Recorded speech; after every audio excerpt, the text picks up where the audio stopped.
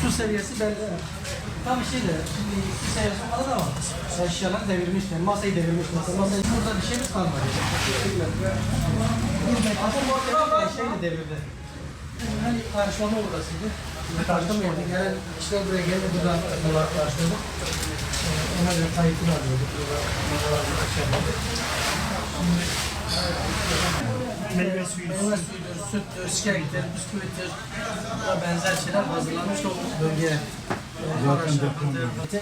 Sadece şunlar kaldı. şu köşe halı dolu.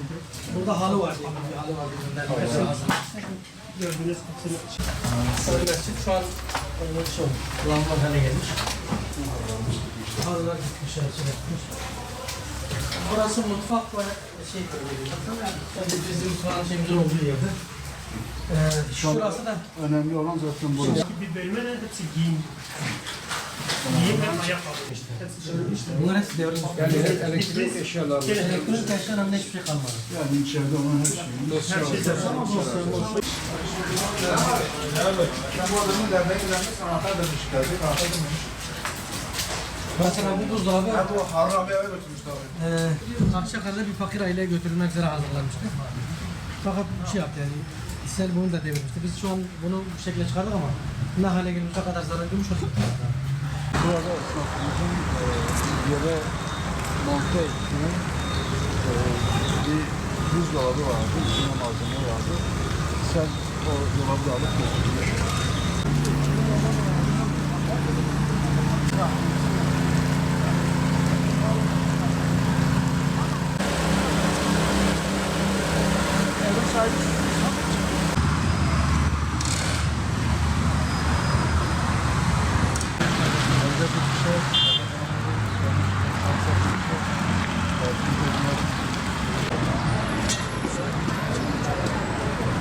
Bu arabayı da nasıl mı çekti?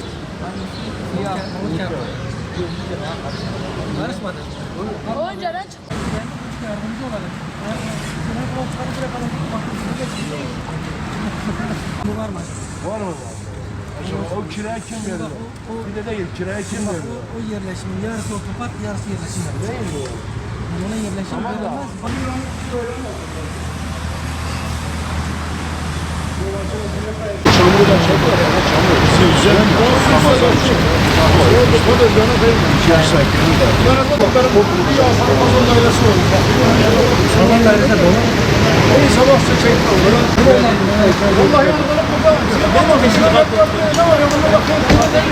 Bugün deprem bölgesindeydik.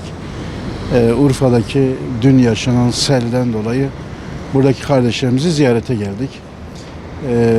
Urfa'daki Umut Kervanımız depremin ilk gününden itibaren depremzede il olmasına rağmen kendi yaralarını sardıktan sonra depremin ilk anından itibaren civardaki özellikle depremden etkilenen Adıyaman başta olmak üzere Maraş, Malatya gibi illerimize de destek verdi. Buradaki üye ve gönüllülerimiz depremin ilk gününden itibaren bugüne kadar durmadılar. Hep sahadaydılar. Dün de yaşanan bu sel felaketinden dolayı derneğimiz sel sularının altında kaldı. Hem geçmiş olsun ziyaretine geldik Umut Kervanımıza hem de Urfa'daki kardeşlerimize geçmiş olsun dileklerimizi getirdik. Urfa'daki Umut Kervanımız inşallah en kısa zamanda kendi yaralarını zaten saracak. Biz merkez olarak zaten onların yanındayız. İnşallah selden etkilenen bütün kardeşlerimizin de yaralarının sarılması için hep beraber seferber olacağız. Özellikle içeride yapmış olduğumuz incelemelerde de neredeyse derneğin alt katı zaten tamamen suyla dolmuştu, çamurla dolmuştu. Üst katı da 1 metreye kadar sular yükselmişti. İçeride malzeme namına bir şey kalmamıştı. Bizi üzen ve arkadaşlarımızın da belki de en çok üzüldüğü husus şuydu. Özellikle depremzedeler için gelen malzemeler vardı. Onları ayrıştırmışlardı. Paket paket yapmışlardı. Onları 1-2 gün içerisinde deprem bölgesine aktararak oradaki kardeşlerimizin ihtiyaçlarını gidermek için yollayacaklardı.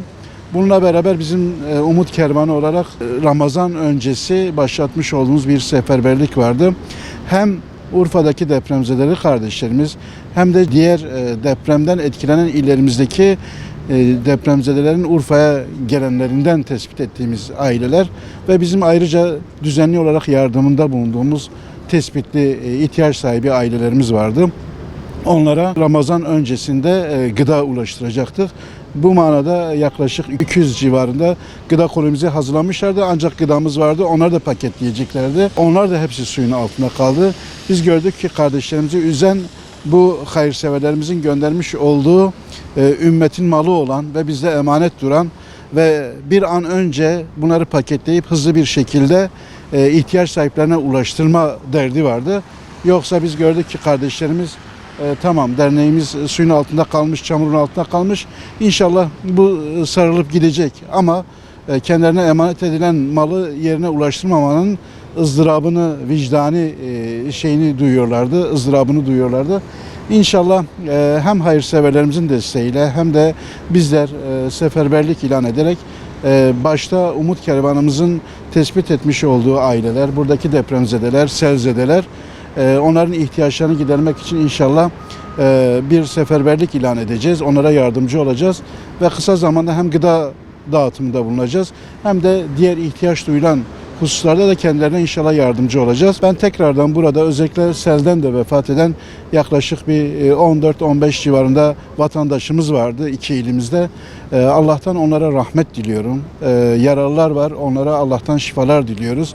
İnşallah üzülmesinler, geride kalanlar üzülmesinler, canları sağ olsun. Onların da yaraları en kısa zamanda inşallah sarılacak.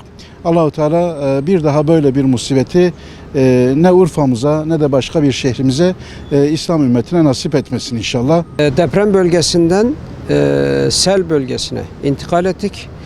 Şu anda Urfa'nın merkezindeyiz. Umut Kervanı merkezini sel basmış. Onların bulunduğu sokağı, caddeyi tetkik ettik. Baktık kayıpları büyük ama hamdolsun ki bir can kaybı yok. Kendi komşularından, komşu binadan yanlarından 5 tane ceset çıkmış. Hamdolsun onların binasından. İnşallah maddi zararı da biz bir şekilde telafi edeceğiz. Rabbim bu tür musibetler vermesin. Görüyoruz ki, yaşıyoruz ki doğal afetler peşimizi bırakmıyor. Biz de bu doğal afetlere karşı yapabileceklerimizi yapmaya çalışıyoruz. Afetzedelere, depremzedelere, selzedelere ulaşmaya, onların yaralarını sarmaya gayret ediyoruz. Rabbim hayırseverlerimizin bu minvalde hayırlarını kabul etsin.